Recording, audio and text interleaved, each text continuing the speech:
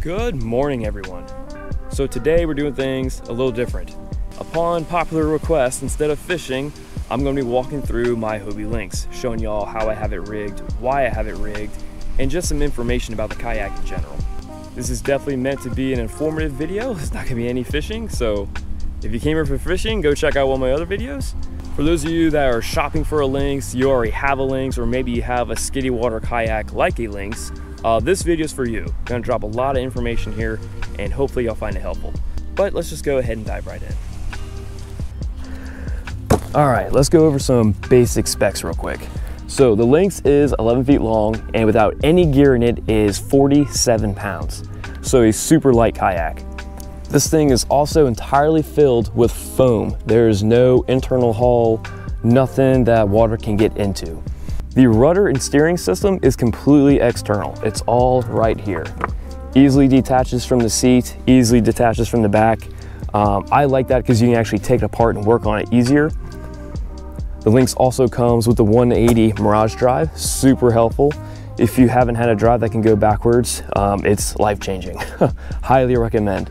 We're gonna get into more detailed stuff later, but that's the basic specs of the Lynx. Okay, so let's talk about how I have it rigged. I'll be starting from the front and working my way back. So the very first thing is the Berkeley bumper bro at the very front. This thing is great for loading and unloading in parking lots with hard surfaces, such as your boat ramps, your gravel parking lots, things that we run into as kayakers. When you take it out of your truck bed or something, you can rest the tip on the ground without having to worry about scratching up the plastic of the kayak. If you get a Lynx, that's probably the first thing I would buy. It is beyond helpful. All right, moving down, we have these. This is just a Yak Attack rod holder. Nothing crazy, y'all have seen these before. They've been out for a while. The only difference is that I went with the tan ones to kind of match the side of the kayak. That's just an aesthetic thing. They work well for me. I've been trolling for tuna, trolling for kings, trolling for mahi, all kinds of different things. These have never failed me. When you're kayak trolling, you're supposed to have your drag loose on your reels anyway, so if a fish is ripping this entire thing off, which has happened to some people, the drag was probably a little too tight. I've even bottom fished with the drag set loose on some heavy reels. These have yet to fail me, although I should check on that. That seems a little loose. I might have to tighten that down a little bit. But I've had no issues. I'd recommend them. They are a little pricey, but they're cheaper than some other models that I've seen, so I definitely recommend these. All right, next on our list is the fish finder. I've had a lot of questions about this. This is the Garmin Striker 4. This is the Yak Attack cell block. Inside, you store your battery. And the transducer is mounted on the Yak Attack switchblade. Now, I do know what some of y'all are thinking. Why am I using this when the Lynx has a transducer mount? It's actually underneath the seat here in this little hole. I'm not sure if y'all can see that. If y'all haven't noticed by now, I like a very simplistic setup. So I like the cell block because I can take that whole unit and remove from the kayak. I do a lot of offshore fishing and that requires having a fish finder, but when I go inshore fishing, sometimes I don't need it. If I'm just fishing docks or fishing flats, I don't need a fish finder. But what I don't like is having to disconnect the fish finder, disconnect the transducer, have the transducer still mounted to the kayak, so I just got wires hanging out, have to worry about covering them, protecting them, make sure they don't get corroded while I'm inshore fishing. With my current unit like this, I can just take the whole thing, remove it, everything's protected, everything's safe. So it just makes my life a lot easier, and that's why I run with this. But if you don't want to go that route, the Lynx does come with a transducer mount built into the hull. It takes a Lowrance transducer, but there are adapters to fit different Garmins and different Humminbirds and stuff like that. You might have to do a little bit of jerry-rigging, but it is possible. Okay, let's talk about the handles for a second. Yes, the handles. This is probably the worst part about the entire kayak, in my opinion. Okay, this is just me saying it. These things are useless. So even though it's a super light kayak, if you were to pick this up with one hand and try to pick it up kind of like a suitcase or something like that, your fingers are getting crushed right here. It's super uncomfortable. The kayak is also a little too wide to really have both handles in use. It's just goofy. It's one of those things, it's not heavy, but it's big enough so it's awkward, and these handles really don't help. So to fix that, what I did, I went on Amazon and I got these suckers. These are actually meant for extension cords. I think I just typed in like extension cord handle or something like that, and these popped up. You just Velcro them on the side of the original handle, and now you have something that's more practical. I can pick the kayak up and my fingers aren't gonna be crushed. So highly recommend. I'll leave these down in the description below. If you want some, go pick them up. Okay, and now the seat. This is when it gets really fun.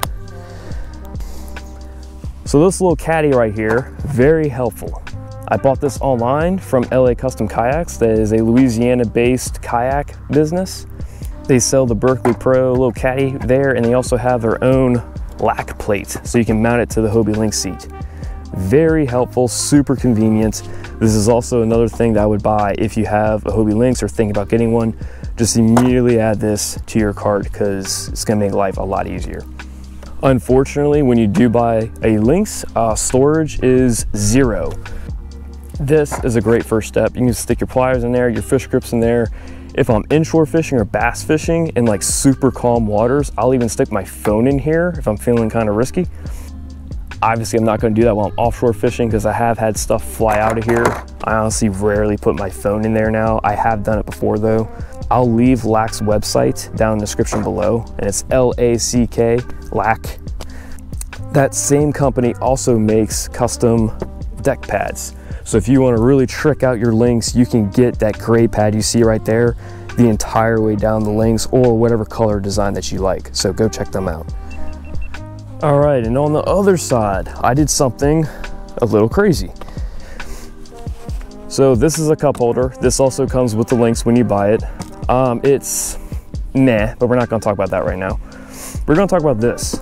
So this is an Hrail that I attached to the seat, so I can attach Hobie products to it to make things a little more convenient. So this is a 9-inch Hrail. You can buy them online, or you can go to a Hobie dealer, and normally they have these in stock. So I bought the 9-inch, but you are gonna have to take a hacksaw and trim a little bit off so it fits right here. And basically use the same screw holes in the seat to attach the Hrails. It's actually super simple. I put some rubber washers on the inside so it grips to the frame a little bit better, but this was a super sick idea that I saw on Facebook. You will need a longer size bolt, so definitely go get that before you tackle this project. But I'll leave it on the screen somewhere. Okay, and the most important thing about this entire kayak is the crate. The reason why I say that is because when you buy the Lynx, this thing comes with nothing. You get the seat, you get the drive, you get the rudder, that's it. There is no storage. So if you want to get a Lynx, you definitely need to have a crate in mind. Now, this is still fairly new. So far, I like it. I don't have any complaints about it. It's very spacious. I got the big one. This is a 16 by 16, and I can fit all kinds of junk in there. Now, before I had the Yak Attack crate, I did have the Hobie H crate for a while. They both have their pros and cons, but I'm not going to get into that in this video because we're talking about the Lynx. But if that's something you want to see, compare those two crates, let me know. I'll gladly make a video on that as well. But at the end of the day, they're both really good crates, so you can't go wrong. But for the sake of the Hobie Lynx, definitely have some sort of storage in mind when you purchase it. There's no rod holders, there's no internal storage. It's literally just a kayak. At the very minimum, get yourself a milk crate or something like that, just to put in the back so you can put all your gear in there. Have some tie down straps because there are some little points here where you can clip your crate to, which is super nice. I love that. But yeah, as soon as you get your crate on there, you'll be good to go. That is a downfall to the Lynx. You almost have to buy some sort of storage when you get the kayak. Okay, next thing we're going to talk about, the bottom. So the Hobie Lynx is a very light kayak, and it's light for a reason. The plastic is not very thick. So what I did, I went on Amazon, I bought some black adhesive protective tape, kinda. Basically, it's an extra layer of protection for the bottom of your kayak. It helps fishing the flats too. If you're fishing like oyster beds or something, you don't have to worry about those oysters cutting into your kayak. And like I said, the plastic is very thin, so you don't want that happening. So having that extra protection really helps. I'd highly recommend getting some if you do a lot of inshore fishing or bass fishing where you might be bumping into oysters, logs, brush, just anything like that. And that's gonna be it. That was my walkthrough for the Hobie Lynx. Hopefully you learned something, you got something from this video. If you did, please like and share this video. Also comment down below if you have any questions. This Lynx is approaching 3 years old, so I've had it for a while.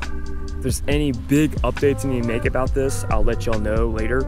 I'm probably gonna modify it a little bit more by then too, so maybe a year from now I'll do another video, give you another walkthrough, show y'all pros and cons and all kinds of stuff.